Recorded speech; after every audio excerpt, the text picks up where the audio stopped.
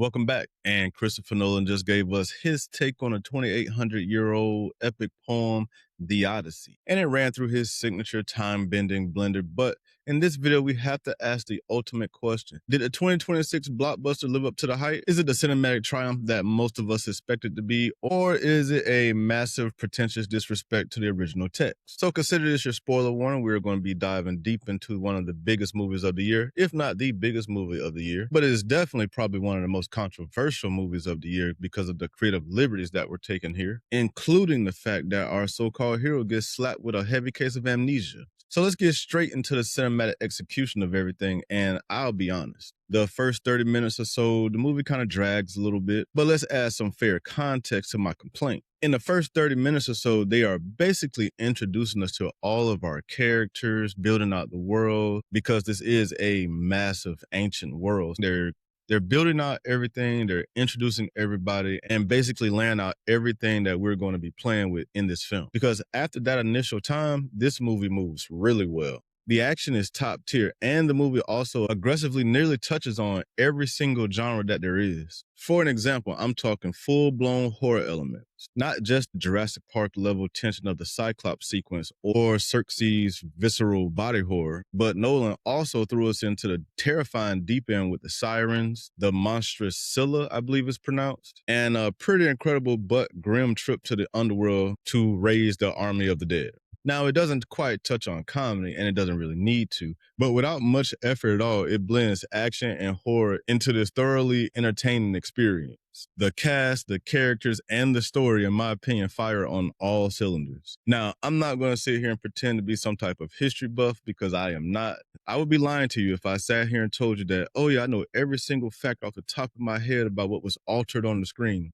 But I did do some homework as much as I could before I recorded this video. But putting this movie side by side with Homer's original text, I do think Nolan actually landed some of the core pillars of ancient Greek culture.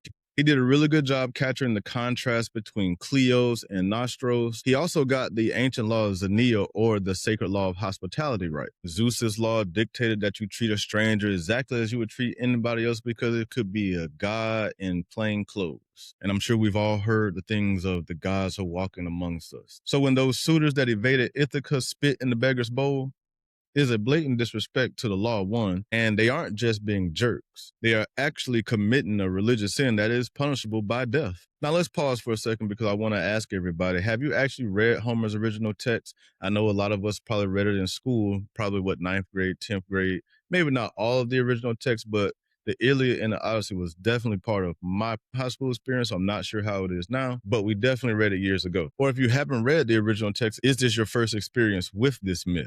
Make sure to drop your answers down in the comments. I wanted to ask everybody that question first because here's where they actually went rogue. And in my opinion, I think we need to praise it. If Nolan had stuck to the original text and strictly historical accuracy, then we would have gotten a very, very dry, museum-like type of film because it definitely would not have been this cinematic spectacle that we received. Instead of this straightforward journey, Nolan maroons Odysseus and Calypso's island and uses the magic to erase his memories when he was eating the lotus. We piece his exact 20-year timeline together, 10 years of war, 3 years of monsters, and then 7 years of forced captivity. And we get all this as his mind fractures back into place. And then we have to talk about the casting liberties. We get Lupita Nyong'o, who brilliantly plays double duty as Helen of Troy and Clytemnestra. But another one of the standouts for me is Robert Pattinson as Antinous, and he is basically the lead suitor. He plays him somewhat similar to Bruce Wayne to a degree. He's this intensely dark, trust fund kid who basically used his family's wealth to dodge the war. Now, Bruce Wayne didn't do that, but Antinous did. And I think this was a fantastic modern update. And look, let's go ahead and point out something else that was absolutely brilliant in this film that a lot of people may have missed. I think stripping the magical fluff out of the gods was a masterstroke. By turning the goddess Athena into the silent, haunting phantom that only Odysseus could see, I think it perfectly grounds the character and the mythology into the shattered psyche of this traumatized soldier. And I think it recontextualizes the gods as a manifestation of guilt and survival instinct. And I think that is a really cool original way to attack this subject. Now, underneath all of the spectacle of the film, the thematic core hits pretty hard. From what I pulled from the film, it seems to be a lot about trauma, loss, and how Odysseus deals with pain. It's about how a deeply scarred veteran processes the psychological fallout of war. When Odysseus finally returns and teams up with his son and loyal half-blind swineherd, played beautifully by John Leguizamo, may I add, the emotional payoff was massive.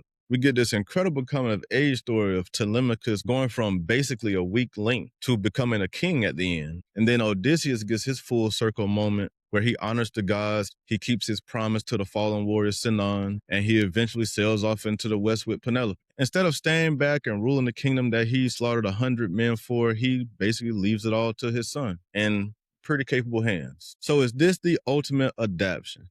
Look, everybody, I went into this looking for a good film. And that's exactly what I got. It was a very great film, actually. I had a really damn good time in this movie. I think the massive creative swings that were taken by Nolan paid off well. And I think everything that went into this made this a thrilling modern epic. So I am giving this a 9 out of 10. It could be a 10 out of 10, honestly, but I'm going to give it a 9 out of 10. And I'm deducting a 1 point just for the slow stuff in the beginning. I have to be fair and I have to be honest to the process. But overall, I thoroughly enjoyed this film. And I have watched it twice already. That's how much I've enjoyed it. Let me know what you think about my thoughts on this film. I try to do something a little bit different because I know everybody's giving their reviews, their opinions, their breakdowns. And I kind of want to give everybody a little bit of everything with my thoughts all put together. And I hope I was able to deliver that to everybody. And with all of that being said, please don't forget to hit the like and subscribe button if you haven't already. And I will catch you all in the next video. And thank you for coming.